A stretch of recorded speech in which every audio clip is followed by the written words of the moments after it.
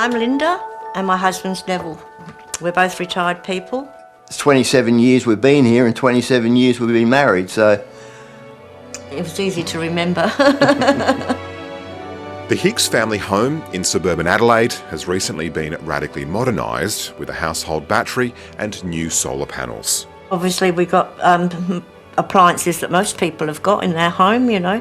I've got my sewing machine, coffee machines and washing machines and Vacuum ironing cleaner. and vacuum cleaner, TVs. And I've got my electric lawnmower.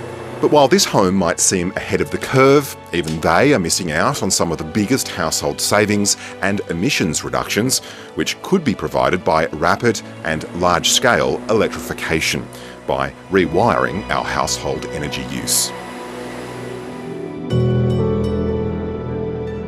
Around 42% of Australia's emissions are linked to fossil fuels across our 10 million homes. Homes full of voters, and 74% say the benefits of taking further action on climate change will outweigh the costs, according to the Lowy Institute. Sadly, people have the impression that we can't fix climate and still have the American dream. That's not true. Australian-American engineer Dr. Saul Griffith is regarded as something of a rock star in the renewables and energy space, advocating for mass electrification through the organisation Rewiring America. In 2018, I worked with the Department of Energy to map the entire US energy system, where energy comes from and where it goes. Now he's rewiring Australia. The politics of climate in Australia is poised to change. The household is in the key position to drive that change because the householder is where the savings are to be realised. The research found that with predictable improvements in technology costs over the next 15 years and with the right finance and interest rates, the average Australian household could be saving up to $5,000 per year by the end of the decade on their energy costs and upwards of $6,000 per year by 2035. Plus, it could create 1.3 million jobs and save the nation $38 billion per year by 2030.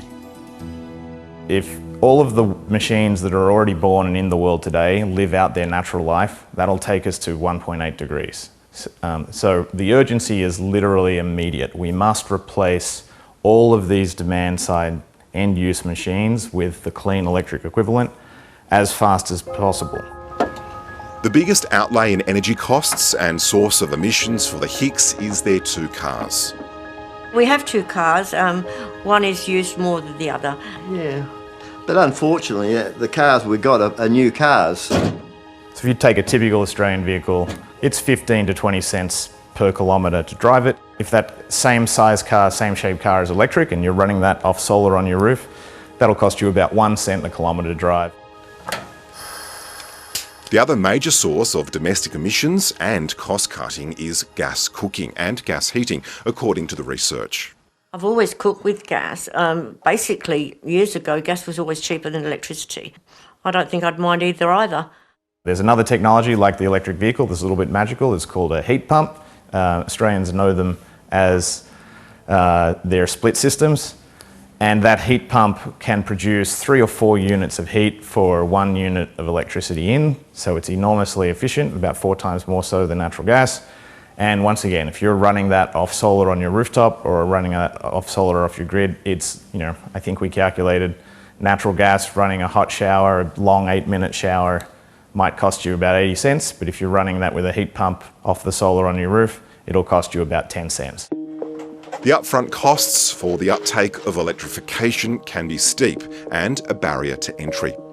But the Hicks household, a public trust home, could be proof of when policy, investment and technology align. Their system came with no upfront costs, paid for by a combination of state and federal grants. They're participants in a Tesla trial, which makes their home a virtual power plant. There'd be so many pensioners out there that would benefit from this. The Hickses have taken the first couple of steps with the battery and solar that they've even been helped by the government to put on their roof. And we need to go all the way with families like that by doing the same thing, electrifying the vehicles in their garage, an induction cooktop for their cooking, and electrifying their heating systems. They will very quickly start seeing those economic rewards.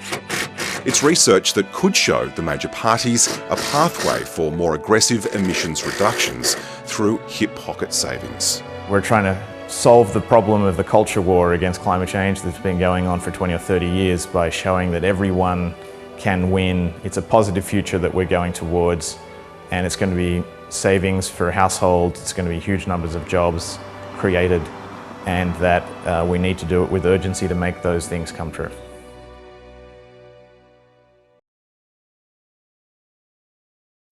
Hi, I'm Lee Sales. Thanks for watching this story. If you'd like to watch more of 730's stories, they are on the left of your screen. And tap on the button below to subscribe and get the latest from ABC News.